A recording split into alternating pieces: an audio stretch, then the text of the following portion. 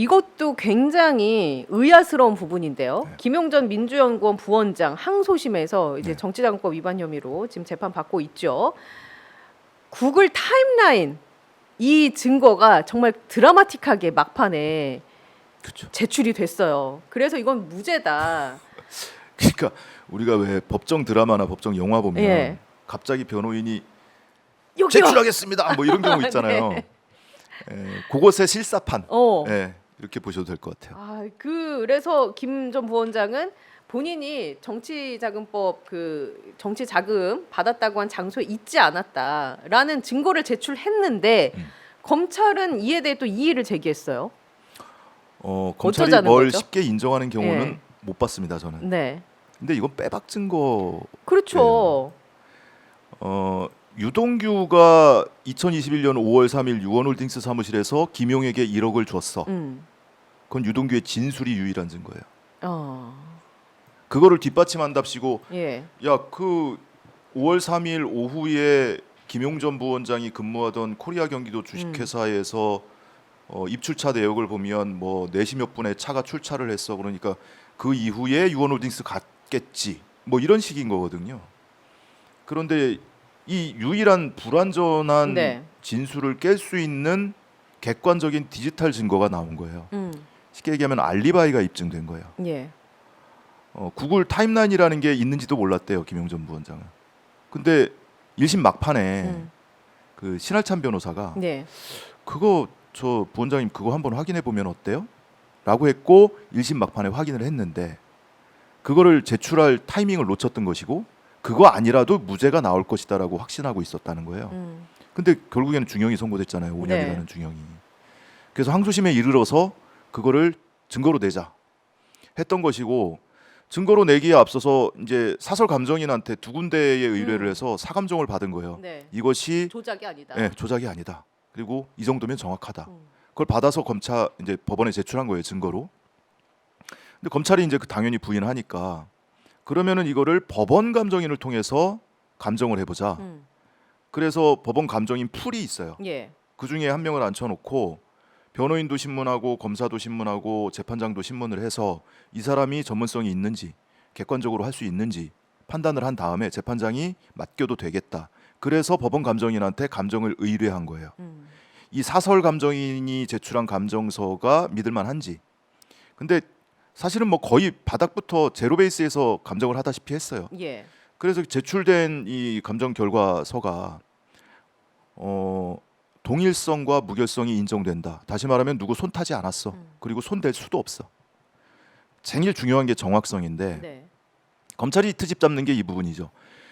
이 원시 데이터 누구도 손댈 수 없고 변작을 할 수 없는 빨간 점이 찍혀 있는 원시 데이터는 당신들이 낸 걸 보더라도 튄 게 있더라. 오류가 있더라. 저기 한 2km 밖에 찍혀 있는 것도 있고. 그러니까 이건 부정확하지. 믿을 수 없지. 이런 주장을 하는 거거든요. 예, 그런데 그 선이 일시적으로 오류를 일으키는 경우가 있긴 있어요. 그 점이. 예를 들면 우리가 내비게이션 치고 내비게이션은 오로지 GPS 하나로 다니는 네. 거잖아요. 내비게이션 키고 내비게이션에 어디 목적지를 찍었을 때 IC로 빠져나가라고 했는데 그냥 직진하면 한 5초 10초 딜레이가 되죠. 가다가 다시 돌아오잖아요. 네. 그런 거예요. 잠깐 튈 수 있어요. 그런 거를 제외하고 그 시간 정보까지 원시 데이터에 포함되기 때문에 이거를 누가 조작할 수 없거든요. 시간 정보까지 같이 확인을 하면 점이 연결이 돼서 선으로 볼 수가 있습니다. 이 동선을 볼 수가 있어요. 방향성을 나타낸다. 그걸 보면 5월 3일 유원홀딩스 가지 않았어요. 예, 1심 재판부가 판결하면서 유죄 선고하면서 김용 전 부원장이 1심 때부터 그런 주장을 했거든요. 내가 유원홀딩스 사무실 딱 2번 갔어. 유동규가 퇴사하고 나서 유원홀딩스 사무실로 출근할 때 한 번 오라고 그래서 2월에 한 번 갔고 2월 4일 그리고 3월쯤 한 번 간 게 전부인 것 같아. 3월 24일 두 날짜를 찍었거든요. 근데 1심 재판부가 3월 24일에 갔다는 사실은 단정할 수 없고 5월 3일에 갔던 것으로 보인다. 이러고 유죄 인정한 거예요. 예, 근데 이번 타임라인 결과를 보니까 3월 24일에 유원홀딩스 갔던 기록이 명백히 나옵니다. 그럼 여기부터 1심 판단이 오심인 거죠? 예, 5월 3일에 가지 않았다는 기록이 명백히 확인돼요. 무죄예요. 그렇죠. 검찰이 이제 정확성을 핑계로 지금 그 디지털 증거 자체에 대해서 불신을 하고 있는데 사실 이 부분이 얼마나 웃기냐면 2017년 4월에 최순실 게이트와 관련해서 대대적으로 보도가 나왔습니다. 뭐냐면 최순실 게이트 실체 밝혀낸 특검팀의 첨단 과학 수사라고 기사 제목이 이래요. 그래서 아우 포장도 너무 네, 세게 했다. 그때 당시에 최순실의 차명폰을 찾아내서 똑같이 구글의 위치 서비스를 봤더니 이게 최순실이 청와대 드나든 출입 여부가 확인이 된 거죠.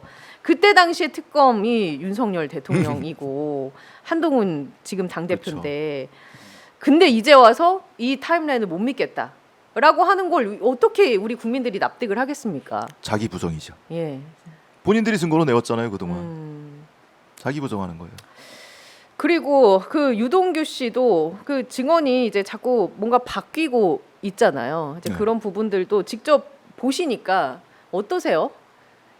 유동규라는 인물에 대한 평, 객관적인 어떤 증거나 사실을 바탕으로 지금까지 관찰한 입장에서 유동규 씨가 공개적으로 저에 대해서 고소를 하겠다라고 으름장을 놓은 적이 있거든요. 네. 몇 달 전에.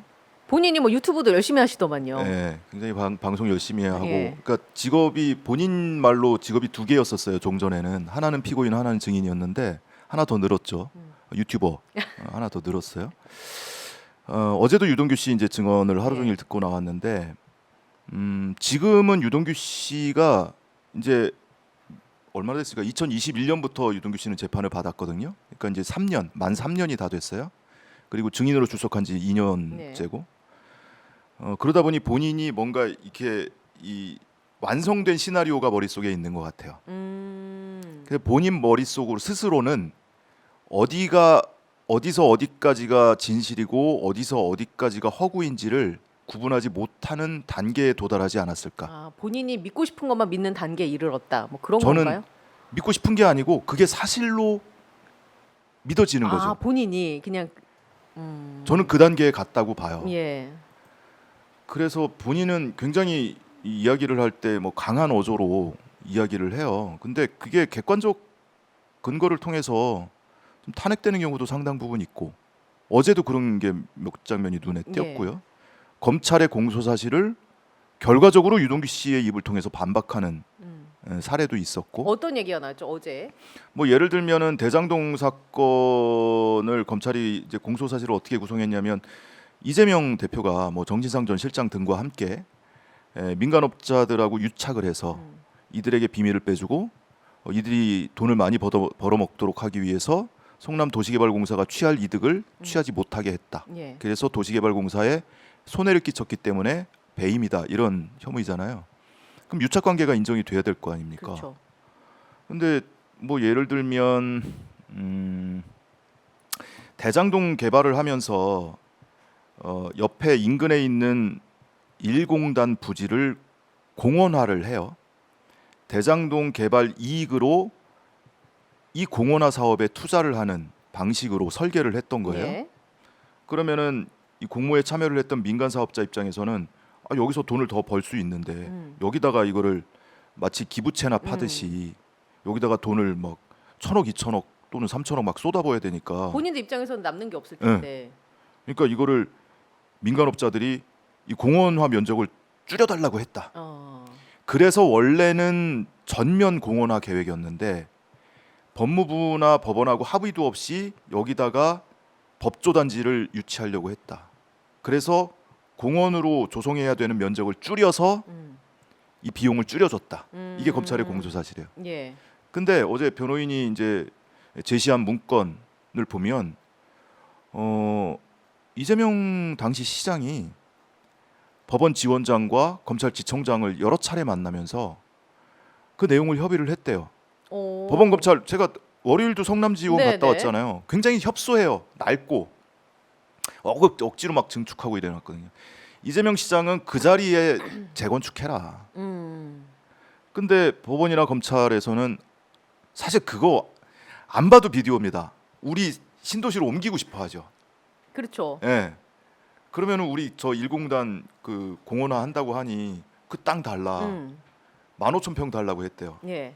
그 이재명 시장이 아니 나는 거기 재건축했으면 좋겠고 예. 혹시 이전을 하더라도 8,000평만 줄게. 이게 달라는 면적이 이제 2배 차이가 네, 나니까 실무협의회 구성해. 다시 실무자들끼리 논의해봐. 뭐 이런 일들이 있었던 거예요. 근데 그게 이제 진술과 또는 객관적 물증으로 확인이 되니까 유동규 씨가 나중에 가서 시인을 합니다. 민간 업자의 로비 때문에 공원화 면적을 줄여준 것이 아니고 실제로 법원과 검찰과의 협의 과정에서 법조단지를 이 1공단 부지에 할애해줬다라는 사실을 결국에 인정을 해요. 그럴 수도 있겠다. 본인의 뭐 이런 식으로. 진술을 번복한 거네요. 그렇죠. 예. 검찰의 공소 사실을 반박한 거예요. 뭐 이런 사례가 이제 수시로 눈에 띄죠. 사실은. 왕왕 있다. 예, 그러니까 그 대장동이나 위례 이 사건 같은 경우에는 워낙 이제 행정적이고 개발 사업이 끼어 있고 여러 가지 복합적인 사건이다 보니까 굉장히 사건이 복잡하고 세밀한 부분들이 많아요. 예, 그런 것들을 다 설명을 드리기에는 여러분들 머리의 그렇죠. 안녕을 위해서 제가 머리 안녕이 예, 필요한데 예. 가뜩이나 다른 거 신경 쓸 것도 많은데 근데 이 모든 이 사건들을 다 꼼꼼하게 이걸 다 공부를 하시면서 예. 따라가려니 사실은 어제도 예. 제가 이 증인 신문 들으면서 저는 이제 그 사건 기록을 다 볼 수 있는 사람이 아니잖아요. 제가 변호인도 아니고 예. 그냥 방청석에 귀로 듣는 게 다인 그러니까. 시민이란 말이에요. 그러니까 아 저게 뭘 입증하자는 취지지? 음. 잘 이해가 안 되는 대목들이 있어요. 근데 나중에 좀 조언도 듣고 예. 법원에서 공판 끝나고 공소장은 늘 가지고 다니거든요. 공소장 다시 한번 뒤져보고 유동규 진술하고 맞춰보고 아 여기서 모순이 생겼네 이런 걸 발견하게 되고 그렇죠. 정말 쉽지 않은 일을 사서 고생하고 계시네. 사서 고생하고 있습니다. 예.